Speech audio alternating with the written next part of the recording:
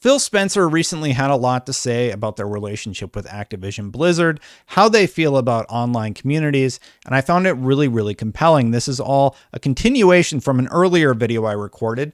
It was based on the New York Times piece. I will link to that in the description below. But today we're going to be discussing how Xbox plans to handle their Activision situation, why they don't want to seem like they're virtue signaling to the rest of the industry to handle their Activision situation, and what their history is with their own problematic issues and how they address them, as well as what they see as issues plaguing the industry right now that we should all probably be thinking about. Let's get into it right now.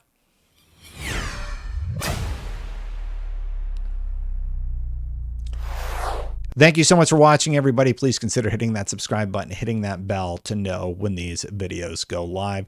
So let's start. Let me find the Activision relationship question. We can start there because I do think it was the more important one. So he talked about, when asked about their Activision relationship, he said, the work we do specifically with a partner like Activision is something that obviously I'm not going to talk publicly about. We have changed how we do certain things with them, and they're aware of that. But I also, this isn't about, for us at Xbox, virtue shaming other companies. Xbox history is not spotless. Now, the reason why I really respect this response is because he's basically saying, look, we've handled our stuff internally. I don't want to virtue shame or virtue signal to other people. We're taking care of business. And I respect that because I think something must have happened behind closed doors where Activision has basically been told, hey, you need to get your house in order before we're going to do equitable business with you. And hopefully hitting them in the pocketbooks is what that answer is. However, not gloating it from the rooftops it's just a good look. Like, they're handling it. It's an internal matter. And I do appreciate that they addressed it. Now, part of the reason that he didn't want to do that is because he knows that Xbox has a troubled past. And here's specifically what he addresses. He addresses a party that happened during E3 where there were dancers or something at one of their shows. He says, and I have no problem being very public about our GDC dance party moment. That was a painful moment in our history of Xbox. Some of the things that make me proud of that is how we came out of it. The work that we did as a team. I believe we're stronger now because of that event. Not that I would choose to repeat that event if I ever had the choice. I love the fact that my own team was some of the strongest voices out there on social talking about how this wasn't right. And then the work that the team did to come out of that and say, this moment won't define what Xbox means, but rather will be a catalyst for us being better and growing. And I really, honestly, I apply most of my energy in that space.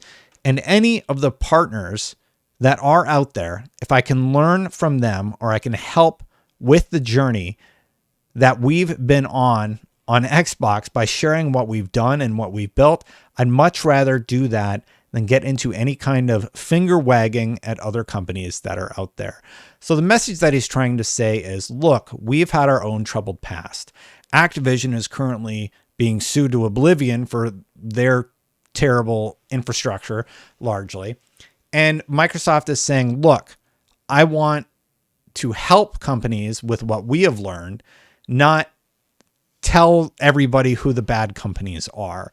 So hopefully what that means is that people start working together to make sure that they have safe work environments so that the people who work there can feel safe, can do their best work, and create great things. And if Xbox wants to be a leader in that space, great, but you don't have to be a leader in that space while saying, well, look how good we are and everything. So I do appreciate that, and I understand where that is coming from.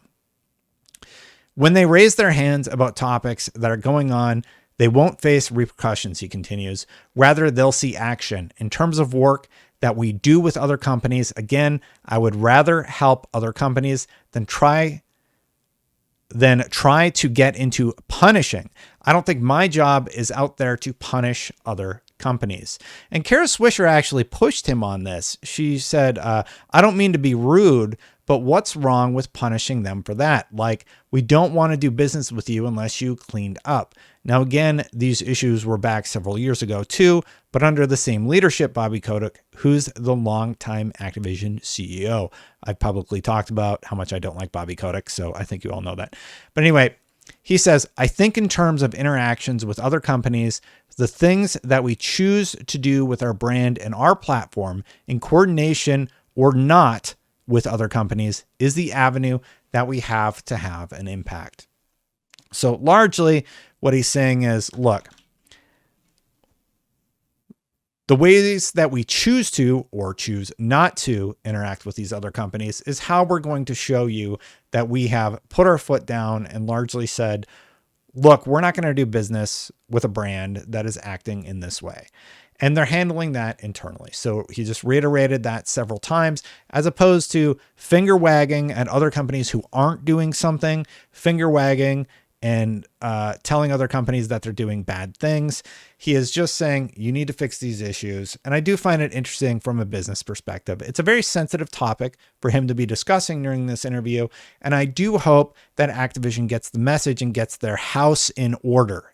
It has been nothing but drama over there. And there's some really, really good people over there who frankly don't deserve this sort of treatment.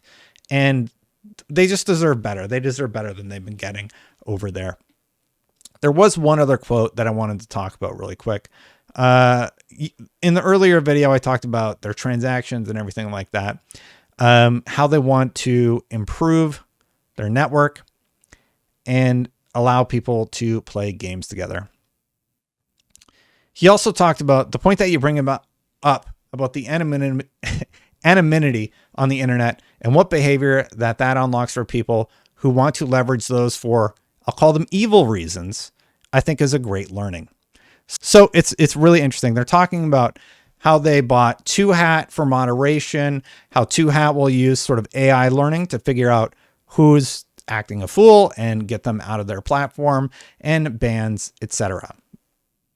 And I do think there are a lot of other platforms out there, Facebook, Twitter, whatever else is out there.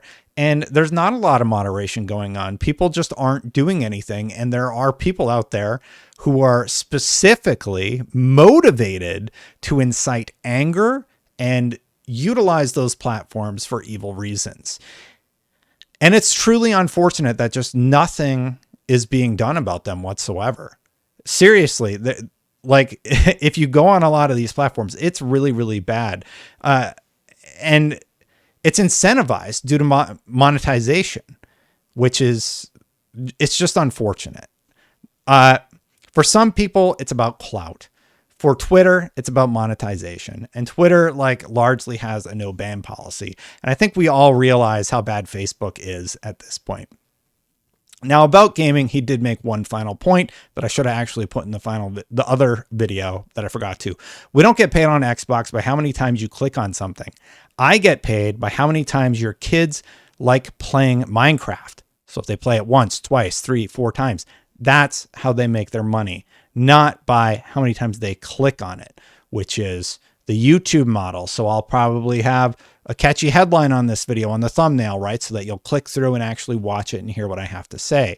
That's just how the system works. And frankly, I think the system is a little broken. It incentivizes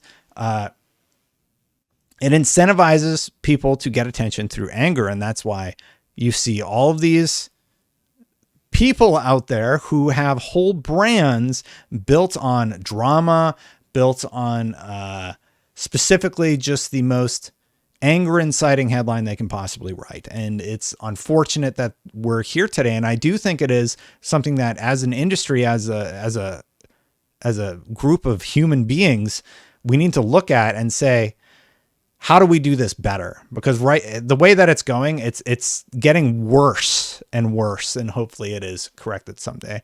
And I do like that their incentivization for monetization is whether or not people enjoy something because they love it, not because they hate it. Anyway, I'll leave you with that thought at the end of this video. Thank you so much for watching. If you like my content, please consider hitting that subscribe button, hitting that bell. I hope to see you for the next one. Thank you so much for watching. If you would like to become a member, memberships are turned on. Thank you so much to all of the members who have joined this far. If you would like to join, you can click that join button right there. It's right next to the subscribe button, which you should also hit. Thank you so much for watching, everybody. I'm going to get out of here. Thank you all to the members also. I'll catch you for the next one. Bye for now, everybody.